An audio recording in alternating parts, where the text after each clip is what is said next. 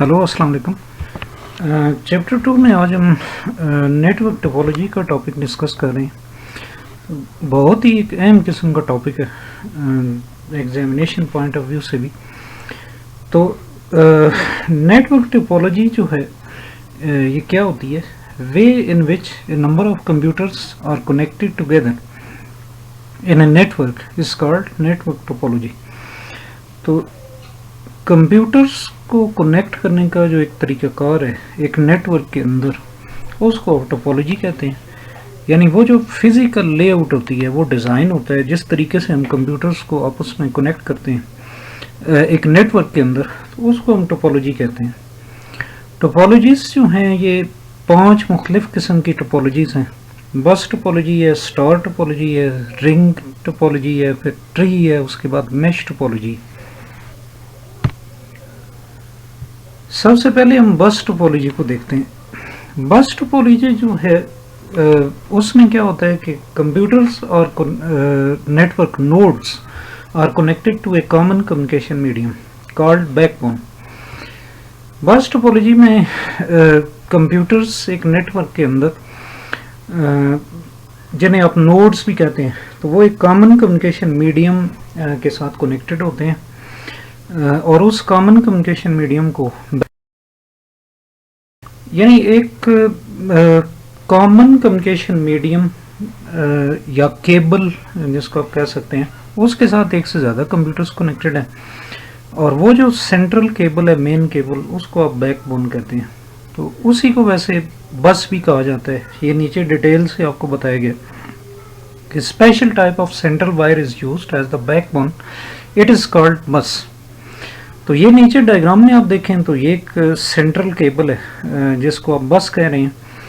तो आमतौर पे ये कोएक्सियल केबल होती है।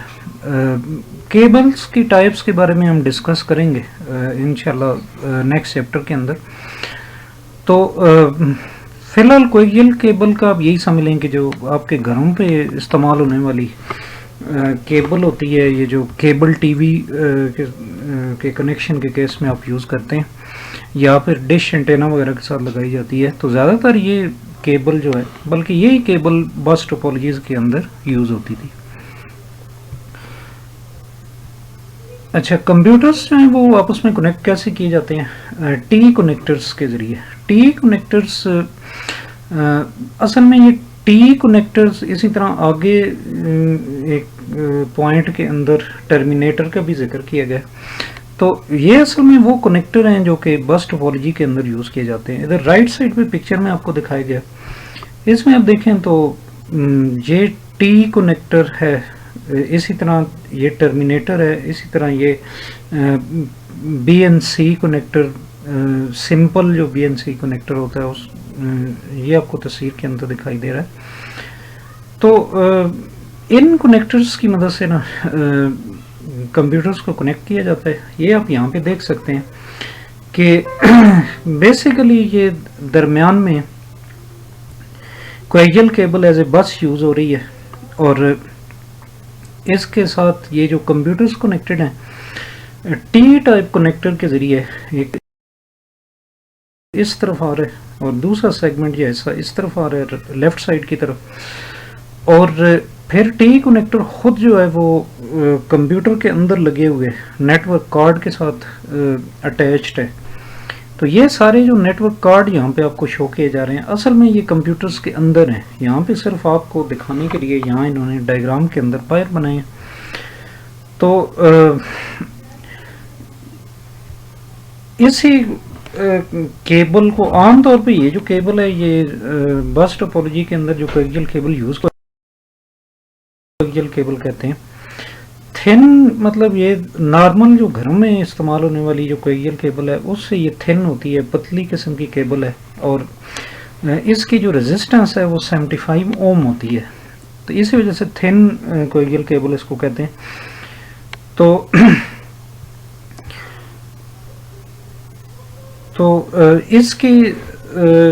इसके टर्मिनेटर का जो काम है वो क्या है कि मतलब ये कि वो सिग्नल जो ट्रैवल कर रहा होता है इस बस या केबल के ऊपर, सेंट्रलाइज केबल के ऊपर, तो वो सिग्नल जो है ना वो हर कंप्यूटर्स के करीब से गुजरता है वो, और वो एंड तक चला जाता है, और एंड पे जाके ना फिर उसको एब्जॉर्व करना ज़रूरी हो जाता है, उसको जज़ब हो जाता है, वरना वो बाउंस बैक होके वापस वो आएगा इस केबल के अंदर, और उसका नतीजा ये होगा कि ये नेटवर्क काम नहीं करेगा।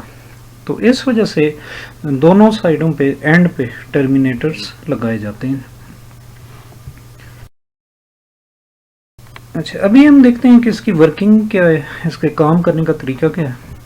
तो sending computer computer with data, sending computer जो है जिसको कोई डेटा भेजना है वो अटैच करता है डेटा के साथ अपना एड्रेस, और इसके अलावा वो डेस्टिनेशन कंप्यूटर जो है जिस की तरफ डेटा जाना है डेटा ने, तो it then sends this data to the bus, और फिर इस डेटा को सिग्नल की शक्ल में बस के ऊपर प्लेस किया, connected to the bus receive the data, but only that computer accepts the data whose address matches the address attached with the data. Receive सारे कंप्यूटर करते हैं, लेकिन वो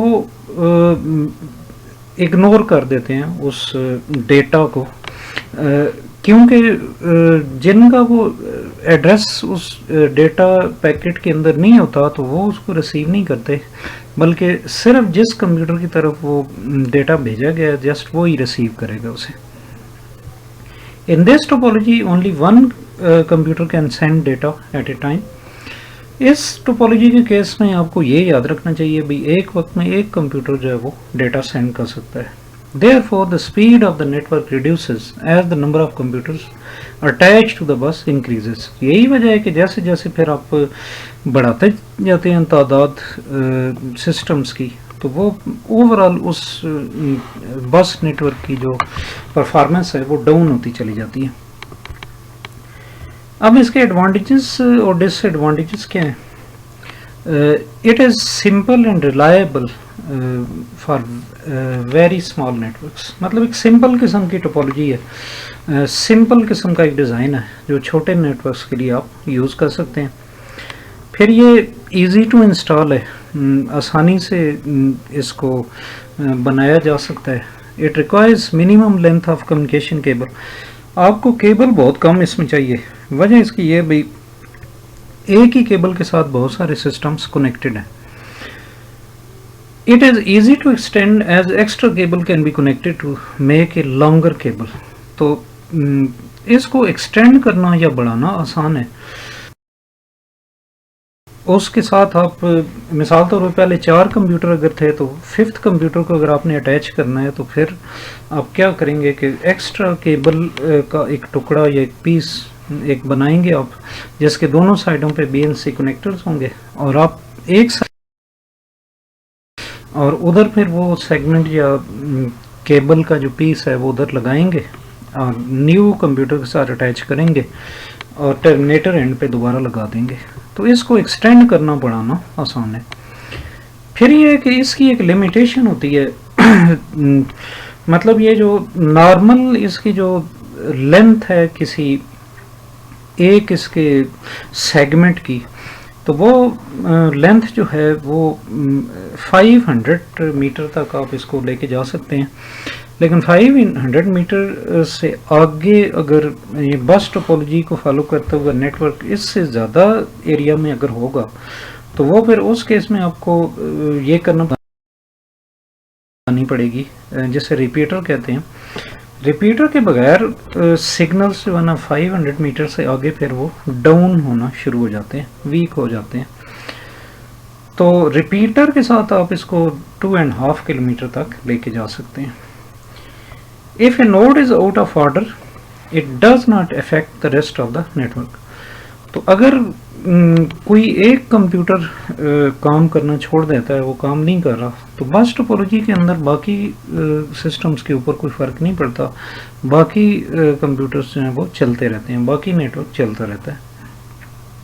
लेकिन ये याद रखें मैं कंप्यूटर की बात कर रहा हूँ या नोड या कंप्यूटर की, कि अगर वो कंप्यूटर खुद काम करना छोड़ गया तो ये याद रखेंगे अगर कहीं से वो केबल ब्रेक हो जाती है या कनेक्टर कहीं से लूज हो जाता है तो फिर तो अल्टीमेटली पूरा नेटवर्क बंद हो जाता है। डिसएडवांटेजेस देखें, it can support only a small number of computers, उसको ये टोपोलॉजी सपोर्ट करती है। As the number of computers increases the network gets slower, जैसे जैसे आप कंप्यूटर्स की तादाद बढ़ाते चले जाते हैं तो नेटवर्क स्लो होता चला जाता है। It is difficult to troubleshoot a bus, इसमें से कहीं किसी जगह पे एरर अगर आ जाए, नेटवर्क काम नहीं कर रहा, तो उसको चेक करना, डिटेक्ट करना मुश्किल है काफ़ी कि कहाँ पे फॉल्ट आया है। ए केबल ब्रेक फॉल्ट और a loose connection may cause breakdown of the whole network. तो अगर केबल ब्रेक हो जाती है कहीं से, या कि किसी कंप्यूटर के पीछे लगे हुए कनेक्टर में कोई मसला आ जाता है, कहीं पे कनेक्शन कहीं से लूज हो जाता है, तो उस केस में क्या होगा कि पूरा नेटवर्क बंद हो जाएगा। लेकिन इसमें ये जो यहाँ पे लिखा हुआ है कि fault in any one computer, इससे आपको इस बात से कंफ्यूज नहीं होना भाई कंप्यूटर के बंद होने पे या उसमें फॉल्ट आने पे पूरा नेटवर्क बंद हो जाएगा, ऐसा बिल्कुल नहीं है। ये ऊपर भी मैं बता चुका हूँ कि अगर कंप्यूटर अगर एक ख़राब हो जाता है ना, एडवांटेजेस का आखिरी पॉइंट भी ये इसी तरह है कि अगर एक कंप्यूटर काम करना छोड़ देता है तो बाकी बस नेटवर्क काम करता रहेगा।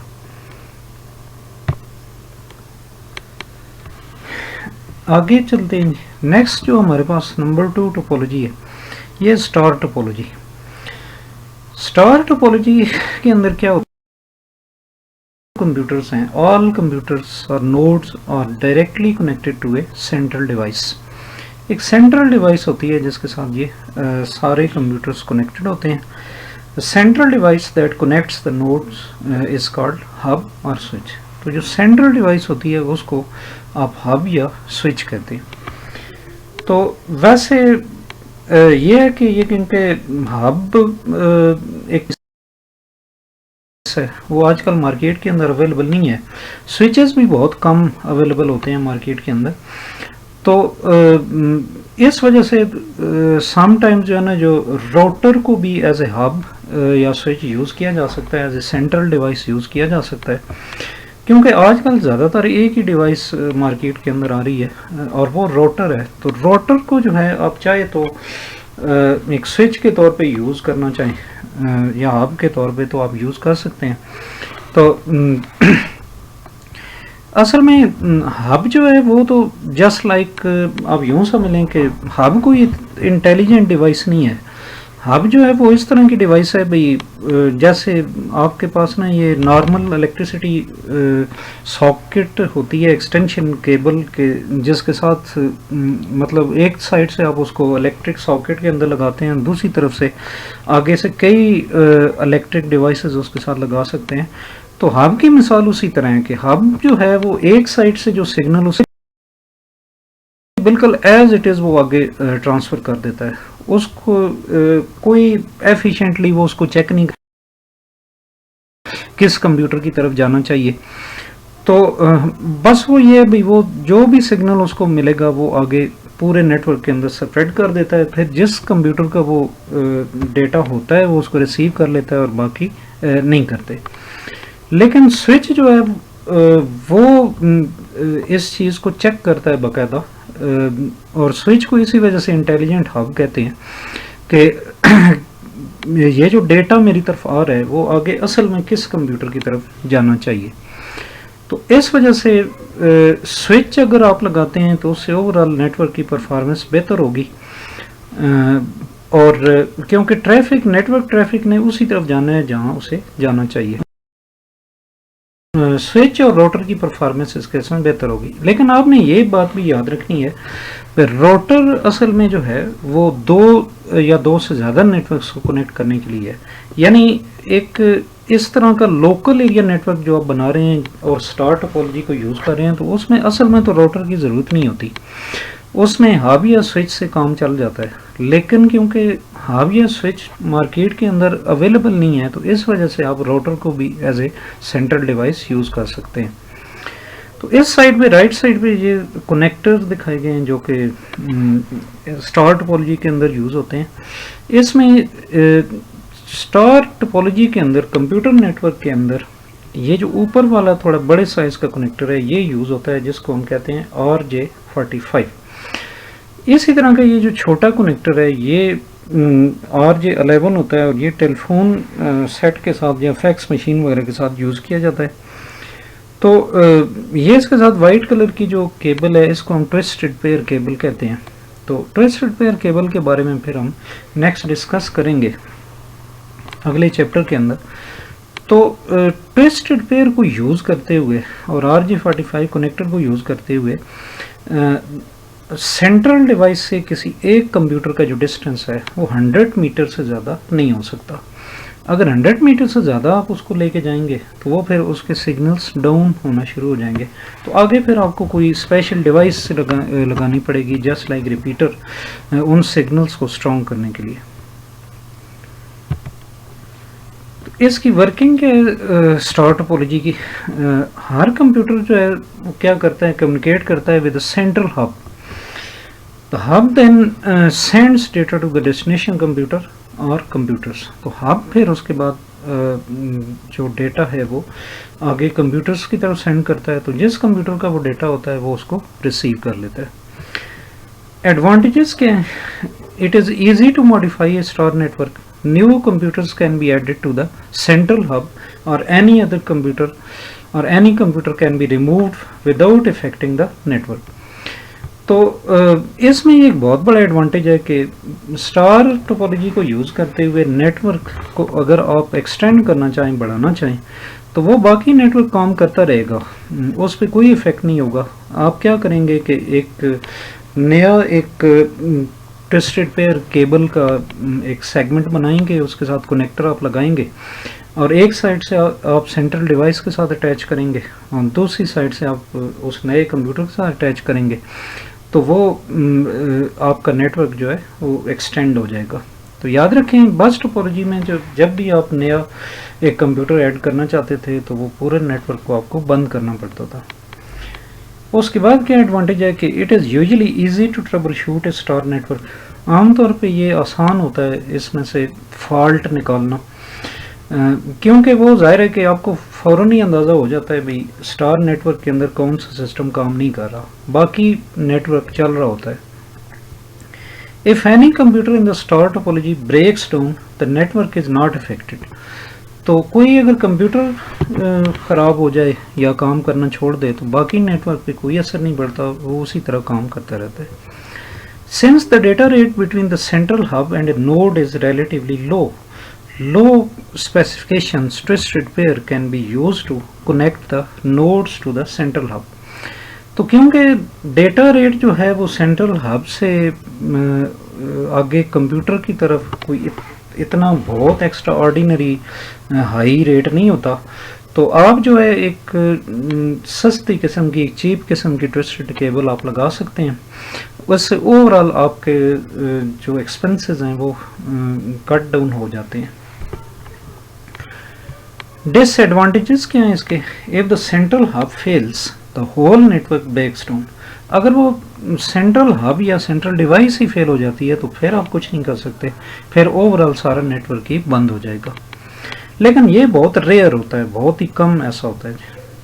उसके बाद star topology requires more communication cable than any other topology. ये इसका बड़ा डिसएडवांटेज है कि इस होती है as compare to bus topology, क्योंकि आपको सेंट्रल डिवाइस से हर हालत में केबल का एक पूरा सेगमेंट लेके जाना है नोड या कंप्यूटर की तरफ। फिर स्टार टोपोलॉजी जो है वो कॉस्टली है। कॉस्टली इसी वजह से है भाई, इसमें केबलिंग एक तो बहुत ज़्यादा है, दूसरा ये कि जो आप सेंट्रल डिवाइस यूज़ करते हैं वो भी कॉस्टली होती है अच्छी खासी। तो इसके अलावा अगर आप केबल बेस स्टार नेटवर्क ना भी बनाएं, आप वायरलेस टाइप नेटवर्क बनाएं, तो उस केस में भी फिर आपकी कॉस्ट बढ़ जाती है काफ़ी, क्योंकि उस केस में भी आपको जो है वायरलेस राउटर या जो भी सेंट्रल डिवाइस है वो आपको लगानी पड़ेगी। और इसी तरह आपको फिर मे बी नेटवर्क कार्ड जो हैं वो भी वायरलेस टाइप आपको परचेज़ करने पड़े, अगर पहले से उन सिस्टम के अंदर वो नहीं है। तो जो वायरलेस इस तरह की डिवाइसेस हैं वो कॉस्टली होती हैं। तो इस वजह से ओवरऑल आपके एक्सपेंसेस बढ़ जाते हैं। तो इसी के साथ मैं अपने इस लेक्चर को यहाँ वाइंड अप करता हूँ। इंशाल्लाह नेक्स्ट लेक्चर में मुलाकात होगी।